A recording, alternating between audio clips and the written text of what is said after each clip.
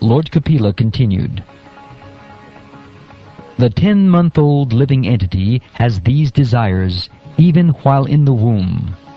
But while he thus extols the Lord, the wind that helps parturition propels him forth with his face turned downward so that he may be born.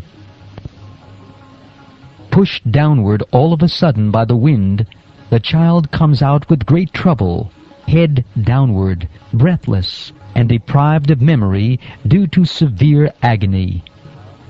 The child thus falls on the ground, smeared with stool and blood, and plays just like a worm germinated from the stool.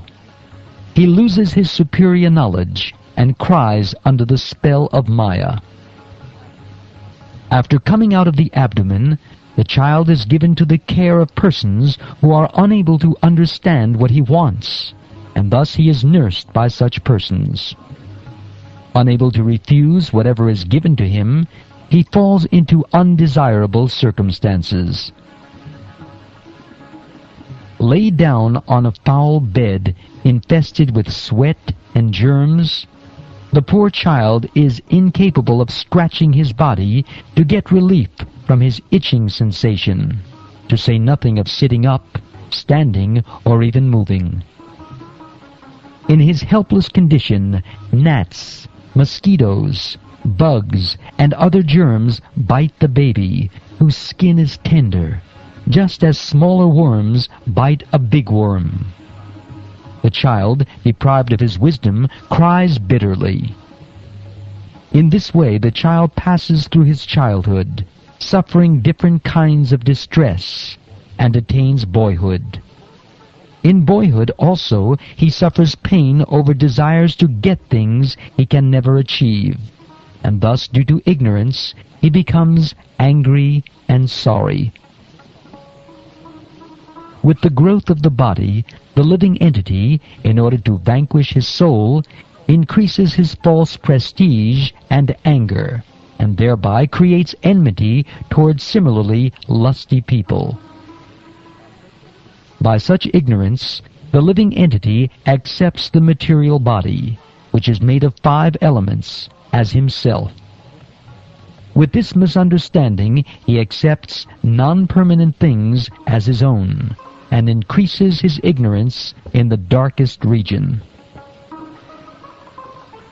For the sake of the body, which is a source of constant trouble to him, and which follows him because he is bound by ties of ignorance and fruitive activities, he performs various actions which cause him to be subjected to repeated birth and death.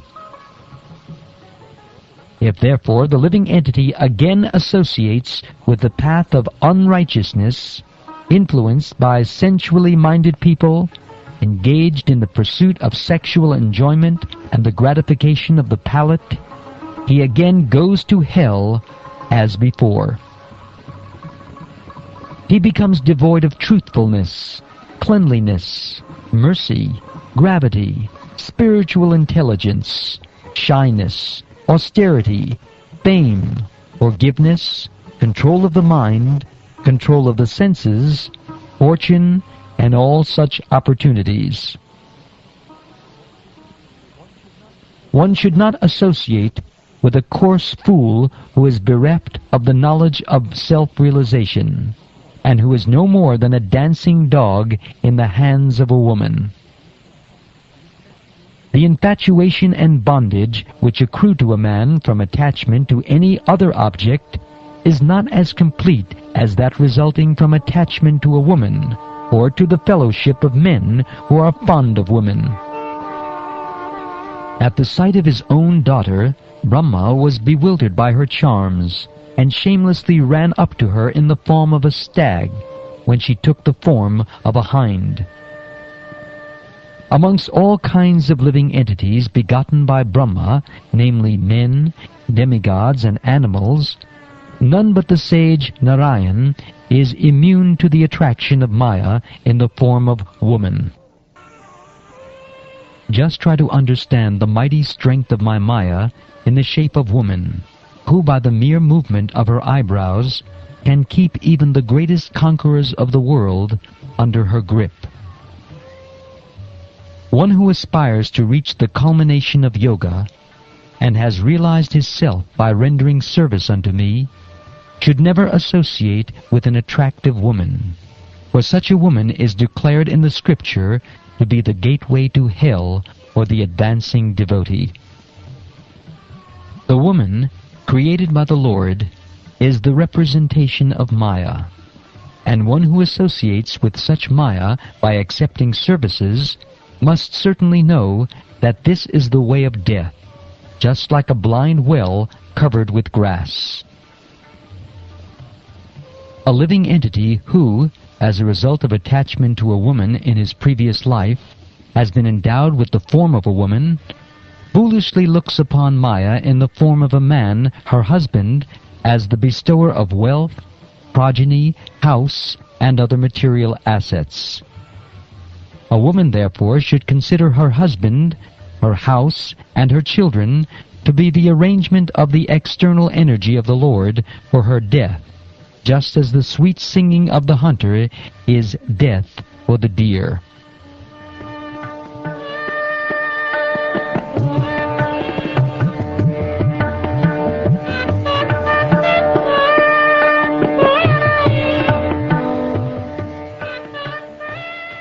Due to his particular type of body, the materialistic living entity wanders from one planet to another, following fruitive activities.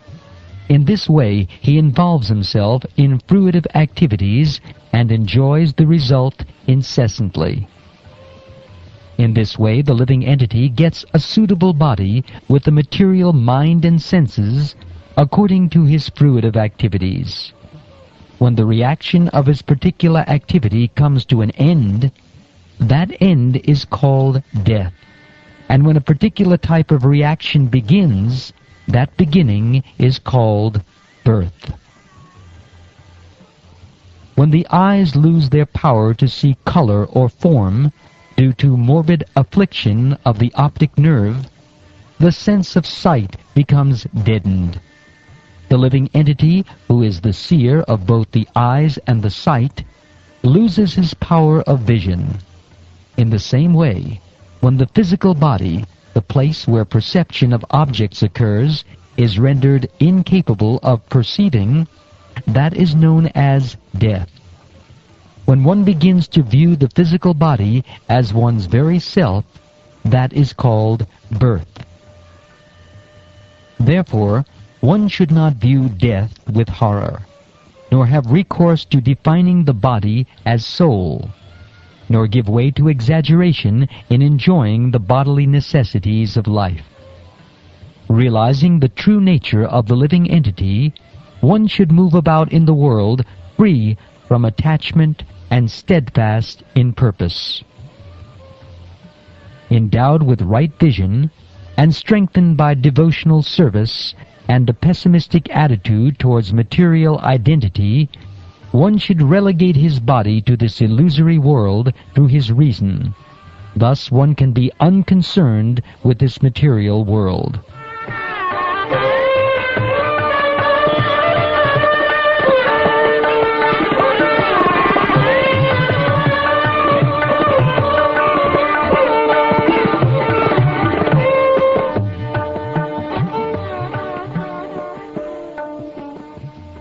Thus ends the 31st chapter of the 3rd canto of the Shrimad Bhagavatam, entitled Lord Kapila's Instructions on the Movements of the Living Entities.